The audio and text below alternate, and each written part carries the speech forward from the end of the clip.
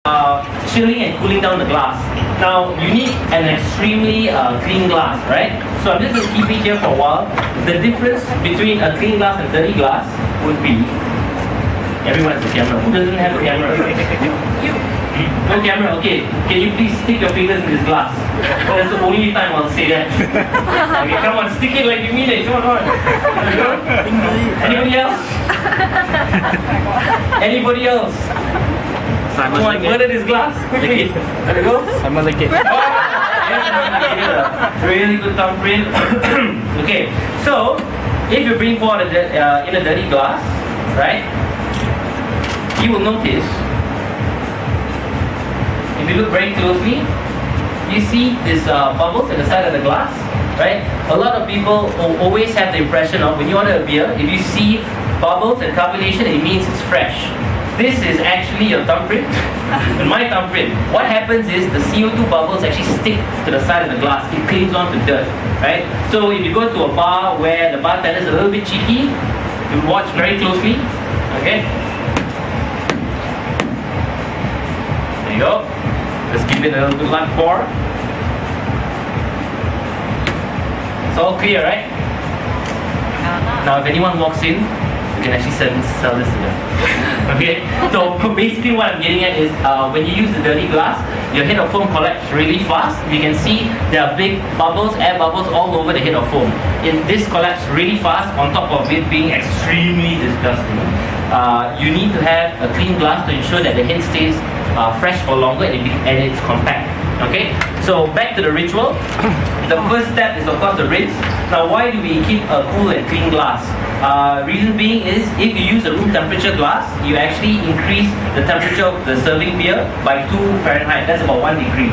Okay, so we want to maintain the beer as cold as possible all the way to the very last sip. So the first step is the rinse. The second step is actually the pour. Now if you look at the glass, you will see that there is a very nice design here. Right? It is not just a design feature. One thing very unique about Heineken is, aside from having really cool designs, it is very functional as well. If you look at this ellipse glass, you will see like a little raised strap here. If you place this line straight down below the tap, you actually get a 45-degree angle. Right? So that's one of the features. The second feature is if you look at the bottom of the glass, you'll see a little star, right?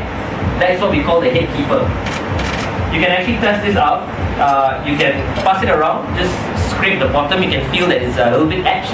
So what happens is that it regulates CO2 in your beer, so it keeps pushing it out, right? So first step is the rinse. So I'm going to open the tap in one firm motion. You release the first few drops and you go in at an angle of 45 degrees, right?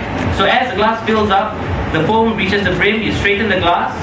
You close the tap, one firm motion, place it on the side, skim while it's overflowing at an angle of 45 degrees. Okay? Now while it's settling, this is what we call a quick visual check, or QVC, you want to call it. It should sit right on the shoulders of the staff. Okay?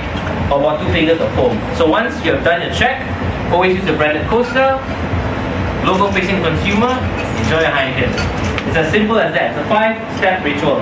Now again, I'll repeat the ritual. And we see the reason why you notice that Heineken is very unique and we actually skim the beer. Any idea why do we skim our Heineken? To remove the oxygen on top. Remove oxygen on top, yes. What else? Lock in the taste. Log in the taste, yeah, exactly. And It makes a nice dome to it. it makes a nice dome to it. a nice dome, and also, okay. This is not how we check beer quality in India. Okay? This is to show you all that surface tension is essential. So your head remains compact and it should last all the way down. Okay? So when I skim the beer, I'm doing 3 things. The first thing is I'm removing the excess foam, and the most bitter part, which is the hops. If you study food science, it's called iso-alpha acids. Okay? You can forget that in a minute. Right? The third reason is we are trying to keep CO2 inside the glass. And we are preventing oxygen from going into your beer, and we're preventing CO2 from escaping, right? So that's the main reason why we skim our beers.